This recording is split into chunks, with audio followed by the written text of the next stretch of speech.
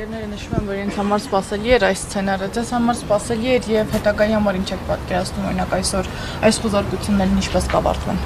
Դե նոր չի, որ անոնսվել է, որ ռեպրեսիաները սաստկանալու են եւ կարծում եմ, որ այդ ռեպրեսիաներին լրացուցիչ իշխանական մոտիվացիա տվեց այն ընդդիմադիր հսկա ծավալը քվեն, որ ստացավ ընդդիմությունը եւ այդտեղ էր, որ եկավ շատ հստակ քաղաքական պատվերով սահմանադրական դատարանի որոշումը։ Այստեղ արտառոց ոչ մի բան չկա, գոյություն ունենք դասական միջին վիճակագրական հայաստանյան իներցիայի հետ եւ վիճակագրության հետ։ Այո, սահմանադրական դատարանը երբևէ աչքի չի ընկել անկախությամբ. Заказывайте к просмотру футбола комбо со скидкой 30% из If You Know, You Know в разделе «Еда» в Яндекс.Go. Սա ֆաշիզմ է, քաղաքական օպոնենտներին ամեն կերպ լրացնելու եւ սեփական ձախողումների հայտ օրակարգը դեպի իր քաղաքական հակառակորդները շեղելու այս իշխանական մարմաջն է։ Ոչ մի արտառոց բան չկա, մարդը պատրաստվում է Ալիևի պահանջով մեր երկրի սահմանադրությունը մայրորեն կփոխել եւ ուրանալ անկախության հռչակագիրը Հայաստանի 3-րդ հանրապետության հիմքերը առհասարակ խախտել։ Ահա այդ ճանապարհին է, որ դիմադրության բոլոր օջախները դա պետք է վերացնի։ Ընտրությունները հանգրվան էին, միջակայք էին։ Շան գլուխը թաղված է սահմանադրական փոփոխությունները կոչված աֆյորայի տակ եւ այստեղ հարցերի հարցը այն է, որ իրենք առ այսօրը թաքուն են պահում այդ նախագիծը։ Եթե իրենք վախենալու բան չունեն, թաքցնելու բան չունեն, ինչու են թաքուն պահում այդ նախագիծը։ Շատ լավ գիտեն, որ եթե ընտրություններից առաջ այդ նախագիծը հրապարակեին, ժողովրդի համար ակնհայտ կլիներ, որ դա մեկին մեկ Ալիևի պահանջները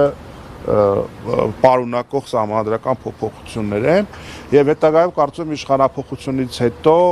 քննիչի առաջ ցուցմունք գրելուց այս իշխանությունները եւ Նիկոլ Փաշինյանը պետք է պարզաբանեն, թե ինչքանով է եղել դա արտաքին ներազդեցության հետևանք եւ երկրորդը ինչու են ժողովրդից թաքցրել, որովհետեւ դիմադրության օջախները այսպես կազմակերպելու այս մարմաճը, որ կա կեղծ շինծու գործերով արդեն Քարոզարշավի ընթացքում Թևերյանի ձերբակալեցին, դրանից առաջ 1 տարի առաջ սրբազաններին ձերբակալեցին, հետո արդեն փրփրոտ բերանով հոխորտանքներ Ծառուկյանի հասցեին, չգիտեմ, մնացած ընդդիմադիր առաջնորդների հասցեին։ Ահա այս ամեն ինչի շարունակությունն է, մարդկանց պետք է ինչ-որ տեսարաններով, ինչ-որ կեղծիքներով, ստով կերակրել, ժամանակը ձգել, բայց ամենակարևորը ընդդիմության կենսունակ օջախները քայքայել։ Իրենց արածը ընդամենը դա է։ Այս ռեպրեսիաներին ինչպես պետք է վերջ տրվի, պարոն Սուքիասյան, եւ նշեցիք, որ իշխանափոխությունից հետո այդ իշխանափոխությունը ինչպես է պատկերացնում։ Իշխանափոխությունը ընդդիմադիր ուժերի լրջագույն մարտահրավերն է։ Այո, բարդ է, հեշտ չէ, բայց չկա մի իշխանություն, որը հավերժ է։ Այդտեղ պարզապես ընդդիմության դերակատարները պետք է շատ մաքսիմալ անկեղծ լինեն ժողովրդի հետ եւ ամենակարևորը կարողանան ճիշտ ժամանակին վերանայել իրենց մարտավարությունը։ Ոչ մի ստրատեգիայից, այսպես ասենք, կարճած չմնան եւ ամենակարևորը պատրաստ են նաեւ լսելու քննադատություն, սուր խոսք, հանրության ազդակները, այս նեգատիվ էներգիան, որ ներարկվում է հասարակության մեջ, զսպանակի էֆեկտով հետա վերադառնալու չի կարող ֆիզիկայի օրենքներին հակասելով այս նեգատիվը, այս կատակլիզմները մնան ուղղակի հանրության ներսում։ Մի օր այս ամեն ինչը այսպես հեղեղելու է փողոցները եւ այս իշխանությունների սրբի տանի, ուղղակի պիտի Տիրոջը խնդրենք, որ Հայաստանի Հանրապետության այդ խոսքի վրա ձայնային ազդանշանը միացավ, որ Հայաստանի Հանրապետության սահմանները մնան անկախտելի, այնպես որ այդ առումով լրջագույն անելիքներ կա եւ մենք պետք է բոլորս լինենք տոկուն, հետեւողական եւ ելի եմ ասում ժողովրդի հետ բաց ու անկեղծ լինենք առավելագույնս։ Քերասյան, օրինակ ըստ պարոն Սուրենյանցի Երևանի ավականոց այդ սկրտուկը միայն սկիզբն էր եւ այդ տեսարանները սպասում են նաեւ այդ ազգային ժողովում, նաեւ արդեն գիտենք, որ ընդդիմադիրները որոշեցին մանդատները վերցնել, հիմա ինչպիսի ազգային ժողով են ունենալու, ինչ սպասել։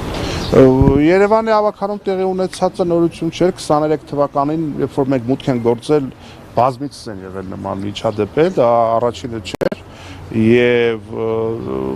պարլամենտում էլ եղել է նման բաներ, այսինքն ոչ մի աննախադեպ բան տեղի չի ունենալու եւ իշխանություններն էլ ակնհայտ հոխորտում են, սպառնում են, հա, այդ հղպացած կեցվածքով փորձում են վախեցնել ընդդիմությանը, օրինակ ըստ իս այո, միգուցե այս փուլում արժեր վերցնել մանդատները, բայց հստակ բանով, հա, այսպես deadline-ով, որ եթե հանկարծ այդ որ ասում փողոցային պայքար, հա, եւ այլն, ինչպես քիչ առաջ նշեցի, հիմնական դավադրությունը մեր պետության դեմ լինելով սահմանադրության փոփոխությունը։ Եթե հանկարծ մինչև սահմանադրական փոփոխություններ ընդդիմությունը չկարողանա գեներացնել պարլամենտ պլյուս փողոց պայքար, որի արդյունքում իշխանությունները ձախողվեն, եւ եթե հանկարծ իշխանությունները փորձեն ինչ-որ թիվ նկարեն եւ հաջողեն, ահա այդտեղ է որ մանդատները դառնում են ուղղակի անպիտան։ Որոշակի ազդանշան է պետք տալ հասարակությանը, որ սա այս մանդատները վերցնելը 5 տարվա համար չի, որովհետեւ առաջիկայում լինելու են այնպիսի բախտորոշիադարձություններ, որ ցանկացած դիմադրության անընդունակ ընդդիմություն ուղղակի հեղինակազրկվելու է, վարկաբեկվելու է անկախ առաջնորդների, հա, անցած ճանապարհից եւ հեղինակությունից։ Այնպես որ այս բոլոր թեմաներով պետք է հասարակության հետ բաց եւ մինչեւ վերջ անկեղծ խոսակցություն, որովհետեւ եթե օրինակը բերում ենք Վրաստանի ընդդիմությունը, որ ասում են, չէ, չվերցրեցին, ինչ շահեցին, Վրաստանի ներկայիս իշխանության օրոք Վրաստանը տարածքային կորուստներ չի կրել։ Այսինքն Հայաստանի ընդդիմությանն ու Վրաստանի ընդդիմությանը երբ որ համեմատում ենք, պիտի փորձենք նաեւ Հայաստանի եւ Վրաստանի իշխանությանն էլ չհամեմատել։ Եվ երկրորդը Վրաստանում գոյություն ունի ընտրություններով իշխանության փոփոխության նախադեպ։ Մեր երկրում գոյություն չունի, հա։